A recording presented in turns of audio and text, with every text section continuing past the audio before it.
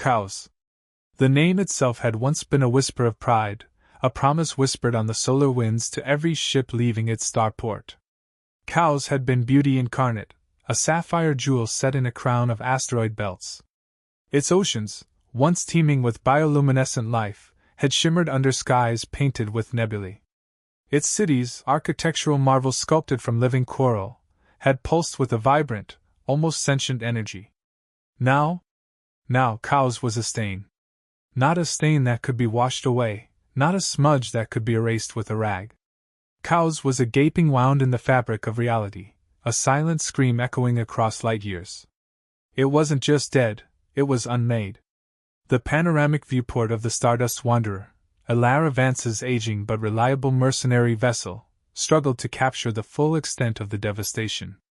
The data feeds, usually alight with planetary information, flickered with error codes and warnings. Atmosphere toxic. Surface temperature irregular. Gravitational anomalies extreme. Life signs minimal. Minimal. The polite understatement of a machine facing the impossible. Elara watched, her jaw tight, as the ravaged planet filled her view. It wasn't the first graveyard world she'd seen. War, cosmic indifference, and the relentless march of time had littered the galaxy with their share of shattered civilizations. But there was something different about Cows. This felt more personal, more complete, a kind of annihilation that seeped into your very bones. The sky wasn't blue, wasn't even black. It was a churning canvas of ash gray, slashed by veins of ghostly, violet lightning.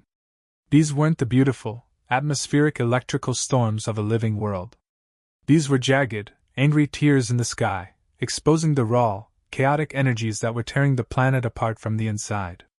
The usual itch of a highly radioactive zone, the prickling unease she felt near warp drive reactors, those were familiar, almost comforting in their predictability. This was different. This was bone-deep pain. A hollow ache that resonated in her very soul, a silent symphony of loss echoing within her.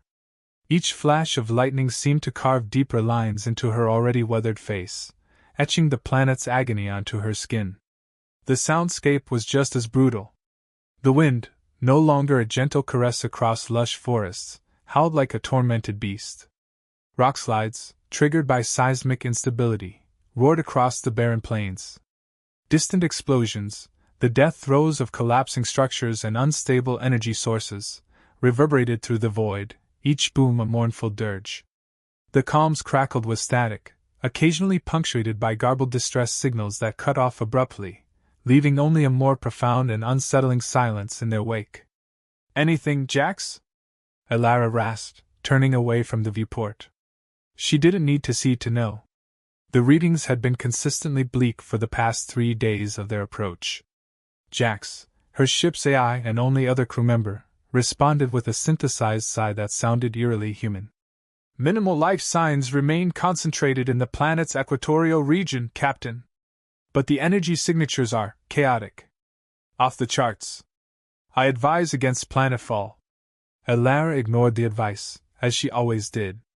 Jax was a brilliant AI, but he lacked the grit, the stubborn refusal to give up that came from years spent scratching out a living in the unforgiving corners of the galaxy. She'd learned to trust his logic, but disregard his fear. "Set a course for the coordinates I sent you. And keep a tight beam on me, Jax. If anything goes sideways." "I know the drill, Captain," Jax interrupted, his voice laced with a hint of resignation. "Self-destruct sequence primed. Emergency beacon activated. And I'll be sure to write a moving eulogy on your behalf. Something about a noble spirit and a thirst for the impossible." Elara managed a wry smile. "Just get me down there, Jax. And try to keep the eulogy short and sweet." Minutes later, the Stardust Wanderer shuddered as it pierced the toxic atmosphere. The descent was rough, the turbulence tossing the ship around like a toy.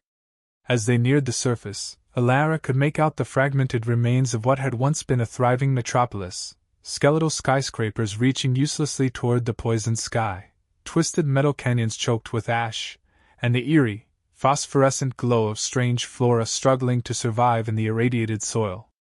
She brought the ship down near the edge of a colossal crater, the site of what she suspected had been the planet's central energy nexus before the cataclysm. The airlock hissed open, releasing a plume of filtered air into the toxic atmosphere. Elara Vance, clad in her battle-worn exosuit, stepped out onto the ruined surface of Cows. The exosuit was a patchwork of salvage technology and custom modifications, a testament to her resourcefulness and her refusal to be defined by limitations. The helmet obscured her face, but the glint in her eyes betrayed the steely determination that burned within. She wasn't here for glory, wasn't here for conquest. Elara Vance was a relic raider, a hunter of lost knowledge and forgotten power. She was here for a payday. And at the heart of the crater, nestled amidst the crumbling ruins, was her prize, the reliquary of Ankara. But there was something else here, too. Something unexpected. As Elara's boots crunched across the ash-covered ground, she noticed a flicker of movement near a toppled monument. A figure, huddled in the shadows, barely visible against the desolate backdrop. Cautiously she approached, her pulse rifle raised. The figure didn't move, didn't react to her presence. Elara's visor cycled through infrared and thermal imaging, but the results were inconclusive. She stopped a few meters away, her voice amplified by her helmet's comms system. Identify yourself. State your purpose. Silence. Elara took another step, her finger tightening on the trigger. And then, the figure shifted. A wisp of silver hair caught the faint, sickly light. Elara lowered her weapon, her breath catching in her throat. It was a woman. But not like any woman she had ever seen before. Her skin was pale, almost translucent, and her eyes, even in the dim light, shone with an otherworldly gold. Long, pointed ears, tipped with the same radiant silver as her hair, peeked out from beneath the tangled strands. She was clad in a torn and stained bodysuit, its sleek design hinting at a technology beyond anything Elara recognized. The most striking thing, however, wasn't her alien beauty. It was the vulnerability that radiated from her, the broken, almost ethereal aura of someone teetering on the brink of oblivion. Elara knelt, her rifle still at the ready, but her expression softening. You need help. The woman didn't respond, didn't acknowledge her. Her eyes were unfocused, her lips moving in a silent, almost hypnotic rhythm. Then she spoke, her voice a faint rasp, barely audible above the howling wind. Ankara is awakening. And that's when Elara Vance knew, with a certainty that chilled her to the bone, that this wasn't just a simple relic retrieval. This was something far more dangerous. Something that could shatter the galaxy itself. And somehow, this ethereal, wounded alien was at the center of it all. This wasn't going to be a payday. This was going to be a fight for survival. Elara Vance wasn't born into the ruins. She'd made them. Not deliberately, of course. She didn't go around detonating planets for the fun of it. But a life spent skirting the edges of galactic conflicts, chasing whispers of lost tech and forgotten empires, tended to leave a trail of wreckage in its wake. The ghost of it clung to her, a subtle scent of ozone and regret that even the best sonic showers couldn't fully erase. That scent, coupled with the cold gaze they wrote about in those ridiculous mercenary recruitment brochures, was what made her so good at her job. It wasn't about bravado or bloodlust. It was about a calculated understanding of risk, a chilling pragmatism that allowed her to weigh lives against profit margins with unnerving accuracy. It was a survival instinct honed over 1,000 close calls, etched onto her soul like the intricate circuitry woven into her exosuit. The exosuit itself was an extension of her will, a battered but reliable tool that reflected her own philosophy: adapt, improvise, survive. Patched together from salvaged components and jury-rigged modifications, it was a testament to her resourcefulness, a walking, talking embodiment of her refusal to be defined by limitations. Every scratch, every dent, every weld line told a story, a skirmish won, a betrayal weathered, a life preserved. She tapped the sidearm holstered against her thigh, feeling the familiar weight of the plasma pistol beneath her gloved fingers. Ready for anything, she muttered, though whether she was reassuring Jax or herself was unclear. Then there was Nara. Nara was different. Alara had dealt with a wide spectrum of strange individuals in her career, from bioengineered assassins with a penchant for philosophy to sentient fungi that traded in black market information. But Nara was an enigma that defied easy categorization. It was her cold beauty that first struck Alara. Not cold in the sense of callousness, but in the way a perfectly sculpted glacier is cold, stark, breathtaking, and impossibly distant. Her skin possessed an almost ethereal glow, like polished alabaster illuminated from within. It was a quality that hinted at something other, something not entirely of this reality. Her features were finely sculpted, almost androgynous, with high cheekbones, a sharp jawline, and a delicate, almost melancholic curve to her lips. But the true mystery lay in her eyes. They were gold, like molten sunlight captured in pools of liquid metal. They seemed to shift and change with the light, reflecting not just the surrounding environment, but also the echoes of a dying world. As she knelt before Nara, Alara felt a strange, unsettling sensation, as if she was peering into the abyss of a lost civilization. Those eyes held memories that were not her own, dreams that were not hers to share. It was a weight that threatened to crush her, a sorrow so profound that it almost broke her carefully constructed wall of indifference. That connection, that ethereal quality, was what marked her as an artifact engineer, a rare individual capable of deciphering and manipulating the technology of long-dead civilizations. While most scavengers were content to plunder ancient ruins for trinkets and weapons, engineers like Nara sought something far more valuable: knowledge. They were the key to unlocking the secrets of the past, the key to understanding the universe in ways modern science could only dream of. And that's what Alara wanted. Not the trinkets, not the power itself, but the knowledge of how to harness it. The knowledge to secure a future for herself, to escape the endless cycle of mercenary work and fleeting paydays.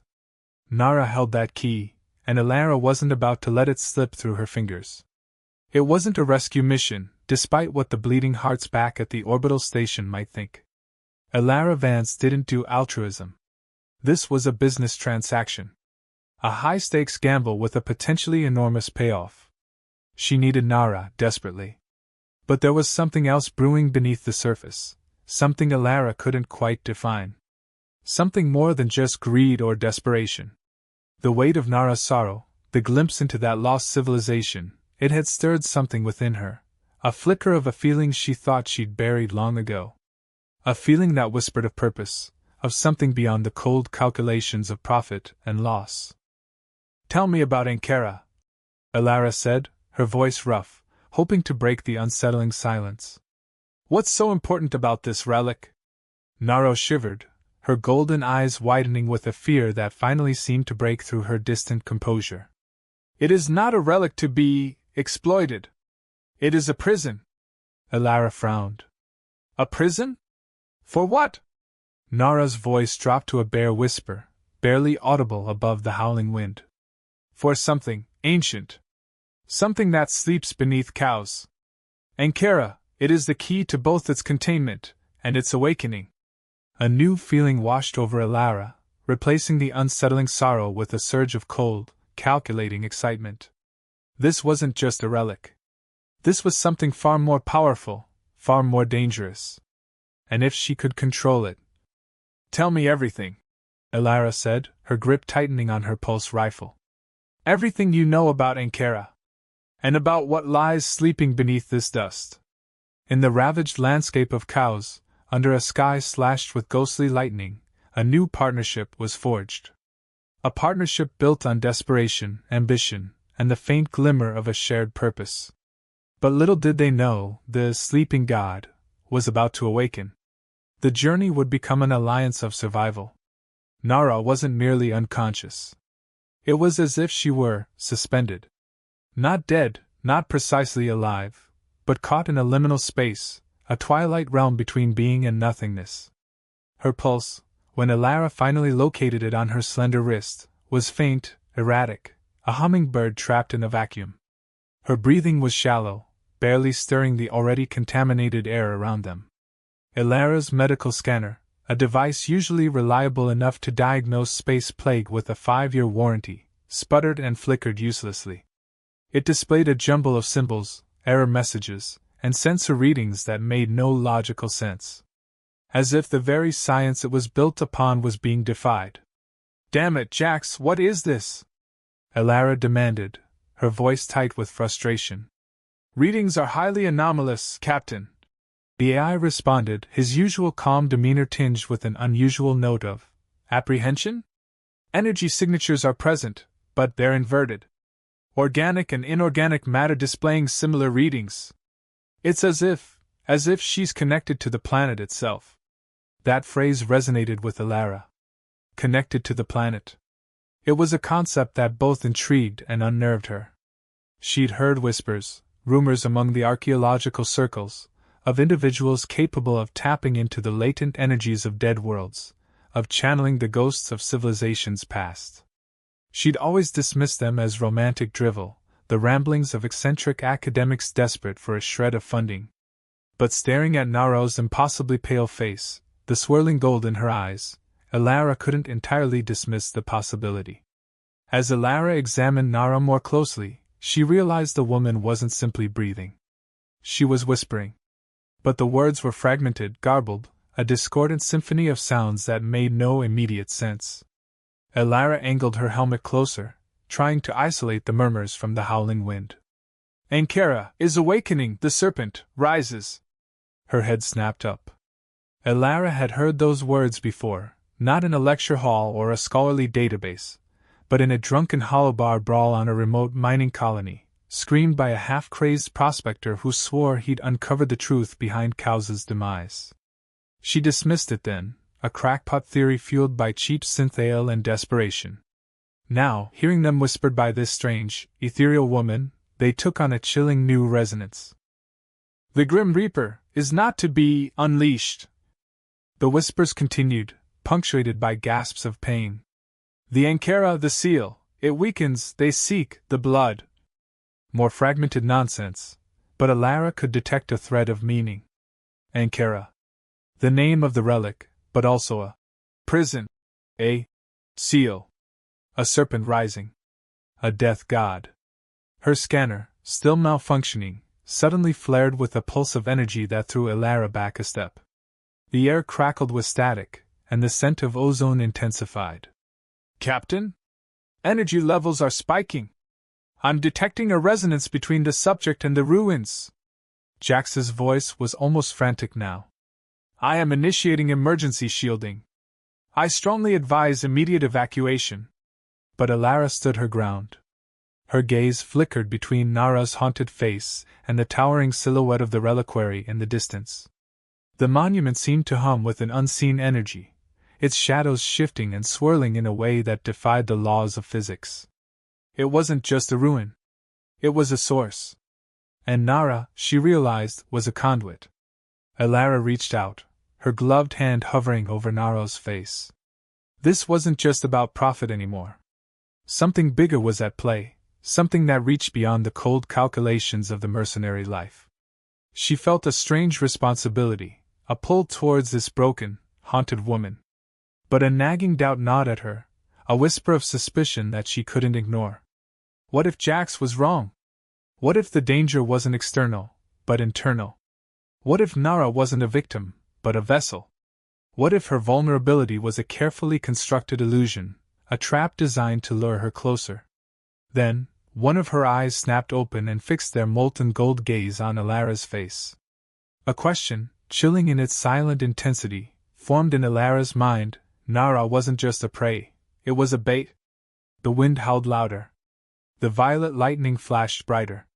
And the ruins of cows seemed to hold their breath, waiting for Elara to make her choice. "Jax," Elara said, her voice low and steady, masking the turmoil within. "Prep the extraction rig. I have a feeling we're going to need to move fast." Because whether Nara was friend or foe, victim or architect, Elara knew one thing for sure: they were running out of time. Elara knelt, her exosets multi-tool whirring to life. Tiny probes extended, brushing against Nara's temples, throat, and the strange, crystalline growths that adorned her body like macabre jewelry. The scans were a mess of gibberish, alien glyphs bleeding across her visor display. her universal translator, usually capable of deciphering even the most obscure dialects with a few seconds of calibration, remained stubbornly silent. Jax, I need a reading. Damn it, are those crystals reacting to the air? Elara demanded, her voice tight with frustration. What are they made of? The crystalline structures are anomalous, Captain, Jax replied, his synthesized voice laced with an unusual note of tension. They possess a complex molecular lattice unlike anything I've encountered in the database. They appear to be drawing energy from the surrounding environment, feeding on the residual radiation. Great, Elara muttered. So, she's basically a living Geiger counter. Helpful. Can you at least translate what she's mumbling about? Jax hesitated. I am attempting to analyze her vocalizations, Captain. But her language is highly complex. My initial assessment indicates a construct of layered phonetics, incorporating tonal shifts and… He paused again. It also appears to incorporate what I can only describe as emotions into its structure. My systems are struggling to isolate concrete meaning. Emotions? Elara snorted. Great. Sentient sorrow. Just what I need. Elara recognized that her situation had quickly devolved into a messy salvage operation. It had the potential to leave them both broke. It appeared she was now at the mercy of an advanced race's grieving session. She reached out and lightly clasped Nara by the shoulders, deciding she was tired of playing it gently. Now, the facts. Nara, she commanded, her voice sharp and clear. Listen to me. You're not making any sense. We're running out of time. I need you to focus and tell me, in words I can understand, what this Ankara curse is all about. Nara's eyes flickered, as if she were struggling to surface from a deep, turbulent sea. She inhaled sharply, a rattling sound that sent a shiver down Elara's spine. When she spoke again, her voice was slightly stronger, more coherent, but still tinged with an otherworldly sorrow. Cows was not always so. It was a world of light, of knowledge. But our ambition, it outstripped our wisdom. She paused, wincing as a tremor shook the ground beneath them. We sought to harness the power of the void, the energy of creation itself. We opened a gate, and something answered. A god? Elara pressed, impatience clawing at her. Something ancient. A force of annihilation. It feeds on despair, on destruction. It sought to consume everything. The Ankara, it was a defense. A final act of desperation to seal the gate, to contain the presence. So it's a lock? Elara asked, trying to simplify the situation in her mind. Nara shook her head, the silver hair swaying around her face like liquid moonlight. More than that. It is a buffer. A shield. But it is weakening. As Cows dies, the seal unravels. The force within grows stronger. And what happens when it's gone? Elara prompted, her hand instinctively tightening on her pulse rifle. Nara's voice dropped to a bare whisper again, her eyes filled with an ancient dread. Then, the death god awakens. And the shadow of Cows will spread across the stars. Elara swallowed hard, her gaze shifting to the towering silhouette of the reliquary. It no longer seemed like a treasure trove of ancient knowledge. It was a pressure cooker, a cosmic bomb waiting to detonate. She looked back at Nara, her expression hardening. And what, precisely, do you need me for to fix this problem? As it turned out, the truth was now very close to Elara, and that could potentially change what she expected in the following mission. It wasn't just knowledge she possessed, Elara realized, staring into the depths of Nara's golden eyes. It was a living connection. Nara wasn't just studying Cows, she was feeling it, experiencing its death throes as if they were her own. It was in the way her fingers, long and slender, brushed across the crystalline growths on her arms, as if caressing the petrified veins of a dying organism. It was in the way her head tilted, listening to the wind that howled through the ruins, deciphering a language only she could understand. It was in the faint tremor that ran through her frame, mirroring the seismic instability that racked the planet. Elara had seen historians pore over ancient texts, meticulously dissecting the past.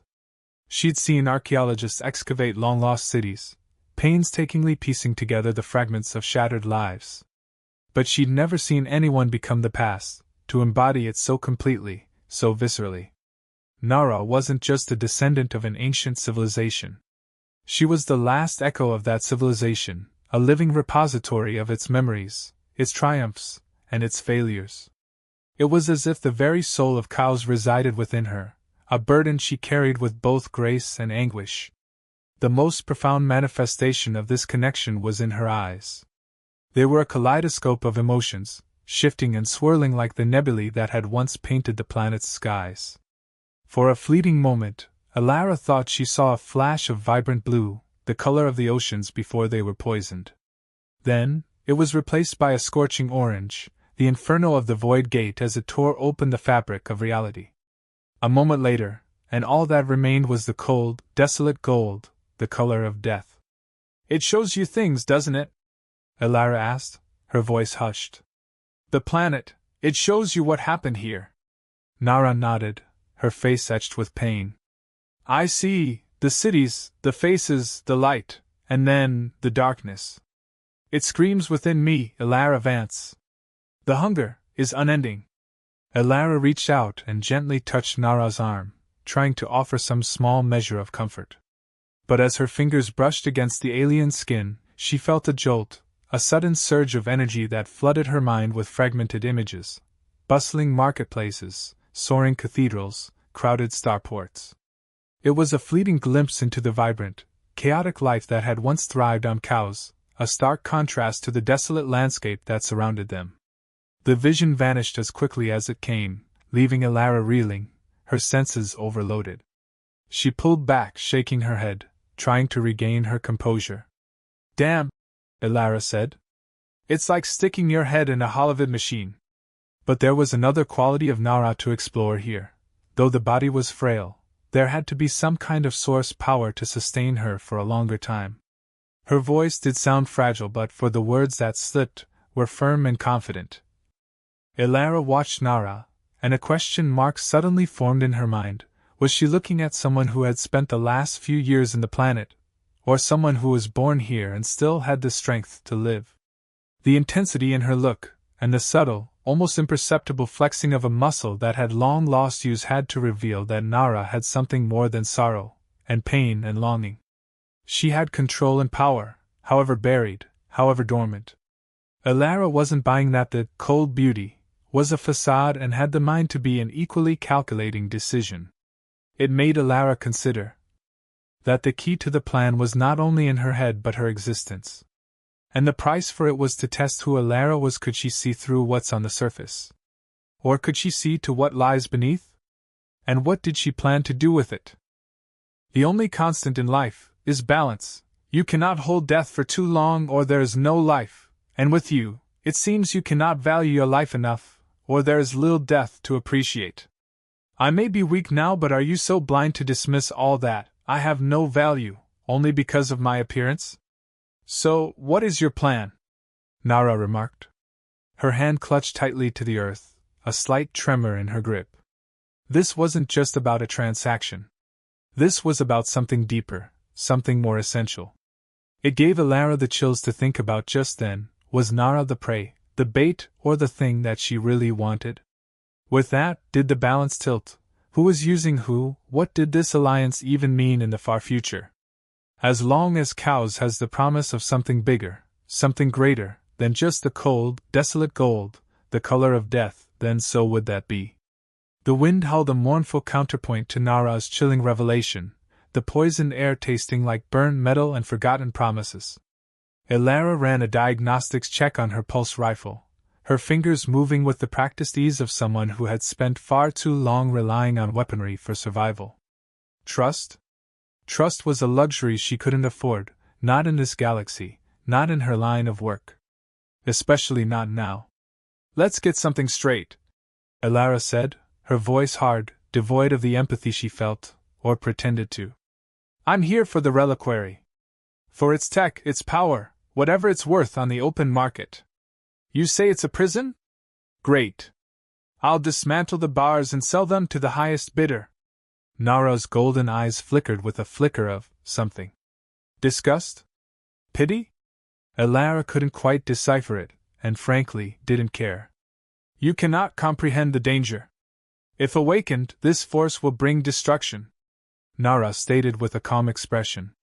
It was all the rage. It was the only reason why she could go on and trust that something could happen. Oh, I get the danger, Elara countered, her gaze narrowing. Believe me, I've stared into the abyss more times than I care to remember. And you're telling me this whole planet became that abyss because someone got greedy? So, what's the play?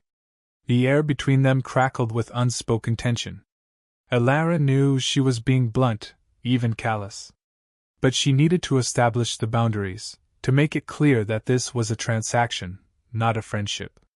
Sympathy and sentimentality were liabilities in this business, luxuries she couldn't afford to carry. We have a mutual need. That means our plan should come into place accordingly, Nara stated, with Elara wondering where did the woman got all that wisdom from and all that power she couldn't see.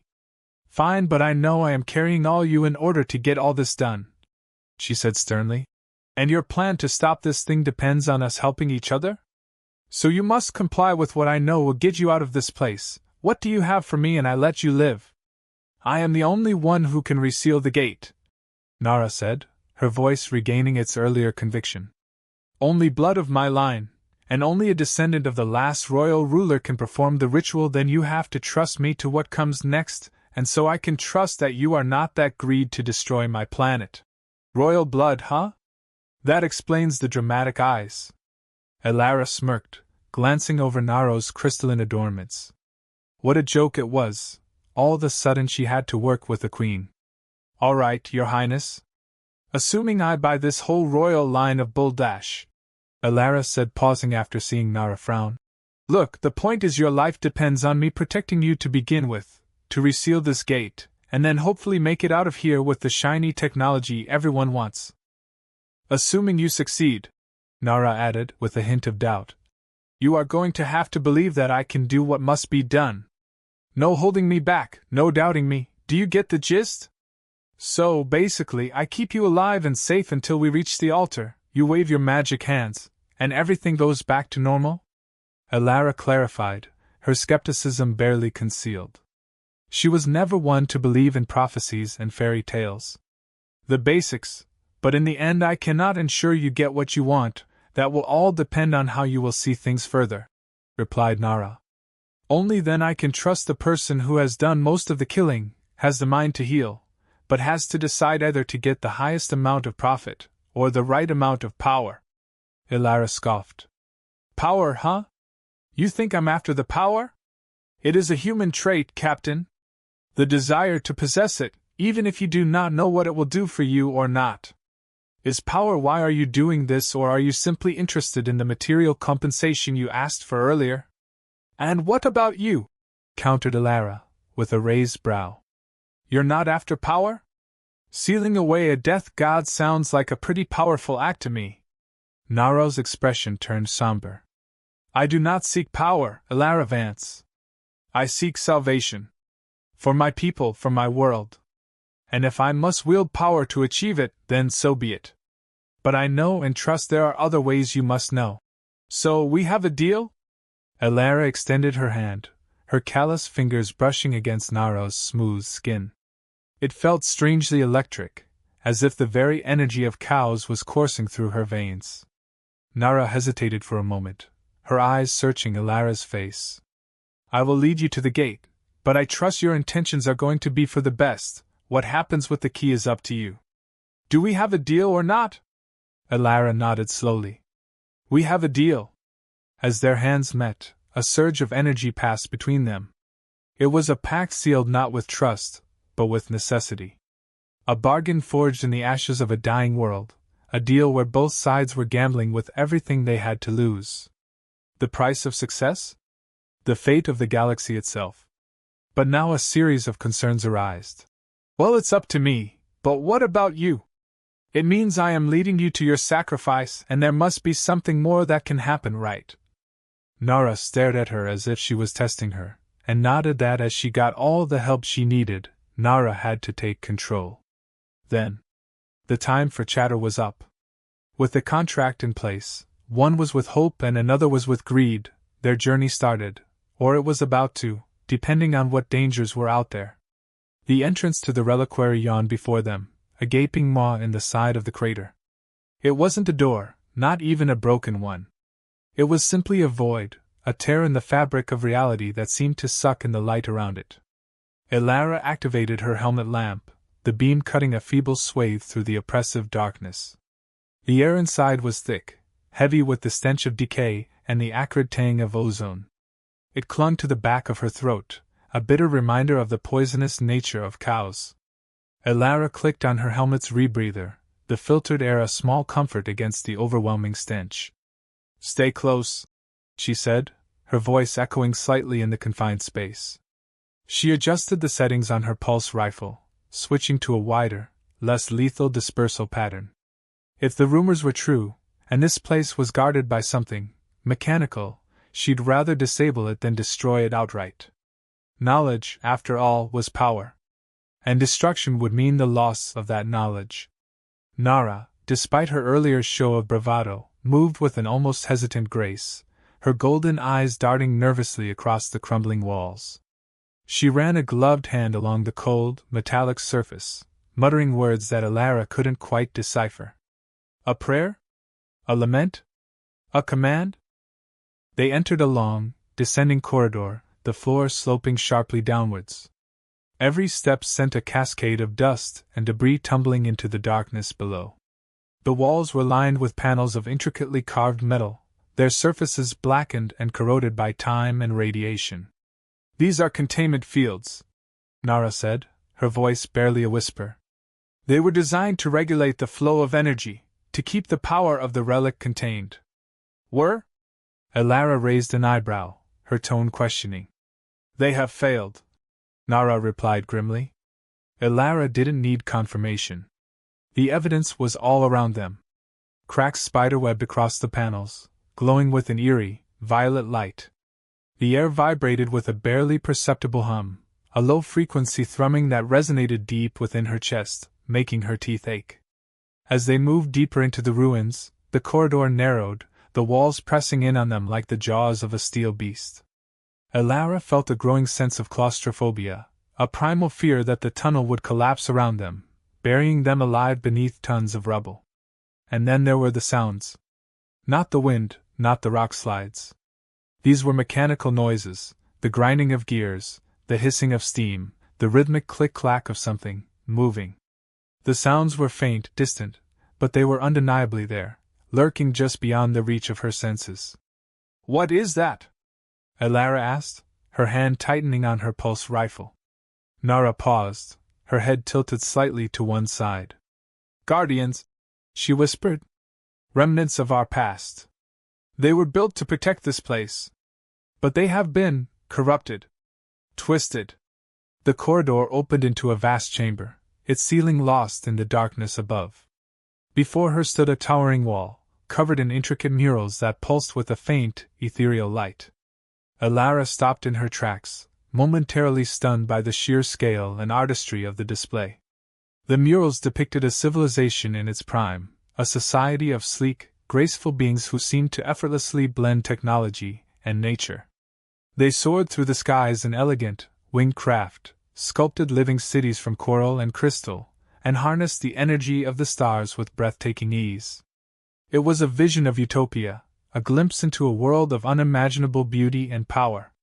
But then, the murals shifted, the idyllic scenes dissolving into images of chaos and destruction. The winged craft plunged from the sky, cities crumbled into dust, and the energy of the stars turned into a destructive force that consumed everything in its path. The final mural depicted a towering, skeletal figure, wreathed in shadows and lightning. A death god, rising from the depths of a dying planet. "The story of cows," Nara said, her voice heavy with sorrow. "The story of our ambition, and our fall." Elara found herself strangely moved by the images, by the tragic tale that unfolded before her. It was a stark reminder of the fragility of even the most advanced civilizations, of the dangers of unchecked ambition, and of the devastating consequences of playing with forces beyond comprehension. Then, the ground beneath her feet vibrated, a low rumble that snapped her back to reality. "They are coming," Nara whispered, her golden eyes widening. Elara turned, her pulse rifle raised. The shadows in the chamber seemed to deepen, to coalesce into shapes, into forms. And then, they emerged, mechanical monstrosities, twisted and corrupted by the touch of the Death God. Some were hulking, bipedal constructs, their metallic limbs adorned with jagged blades and energy cannons. Others were serpentine coils of gears and cables, their multifaceted eyes glowing with malevolent intent. And still others were winged monstrosities, their once elegant frames now contorted into grotesque parodies of flight. The air filled with the screeching of metal on metal, the crackling of energy weapons, and the guttural growls of corrupted machinery. The guardians of Ankara had awakened, and they were ready to defend their prison with lethal force. Elara tightened her grip on her rifle, her senses on high alert. Time for action.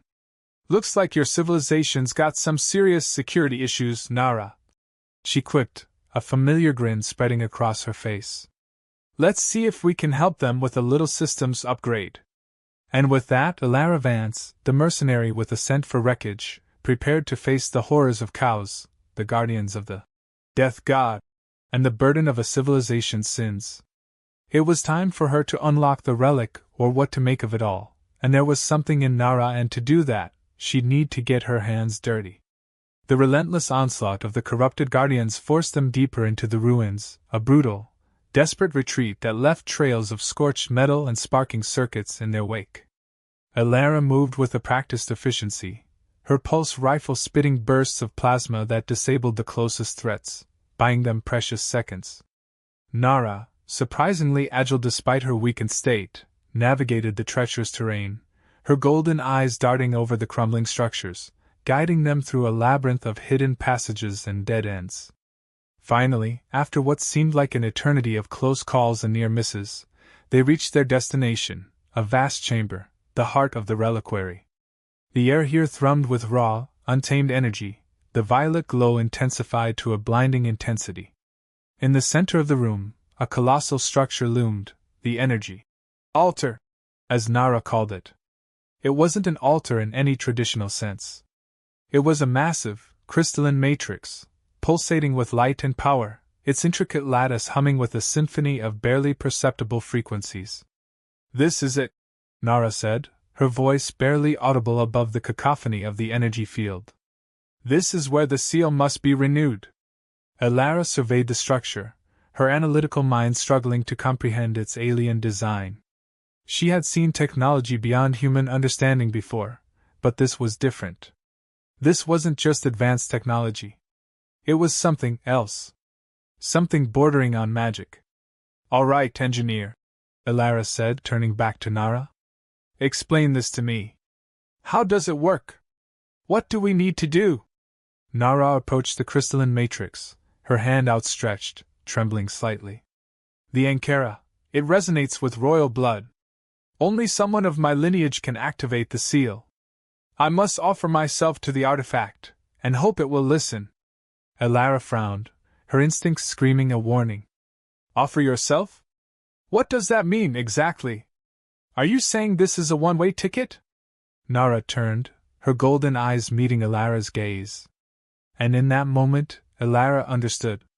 There was a depth of conviction in her eyes, a quiet acceptance of a predetermined fate.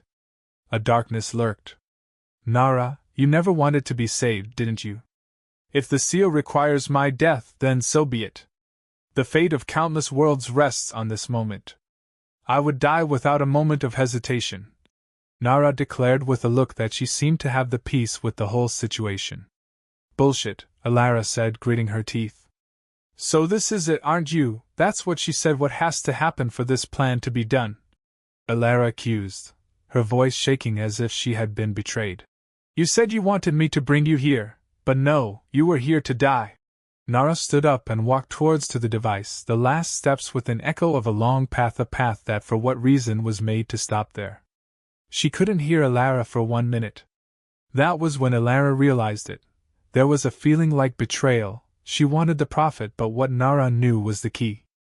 Elara's gaze went back to hers, was not for her not being the one deciding things, but in general, all the weight that they carried for just an objective. What if I do what is expected of me? So I die in this place and all ends up in the hands of some bad joke? There was so much at stake that it only had one way, trusting someone to believe, the hard way. There was always a moment where every bet went in, now or never, all or nothing. She stared into Nara's eyes and it made it click at her. The time of the question mark ended.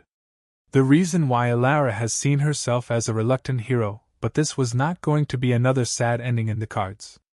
She would gamble her life as well, as to be the one deciding what the future would take. That, and she couldn't die for a random engineer. Stop, Nara! Don't do it! Elara blurted, taking a step forward, her hand outstretched. She could see a spark of surprise in Nara's eyes, as if her words came from nowhere near to her heart. There's got to be another way. The world was against them, and Elara would give all the forces in the world the reason to be against, even if it took her to a point of no return. Her decision was there.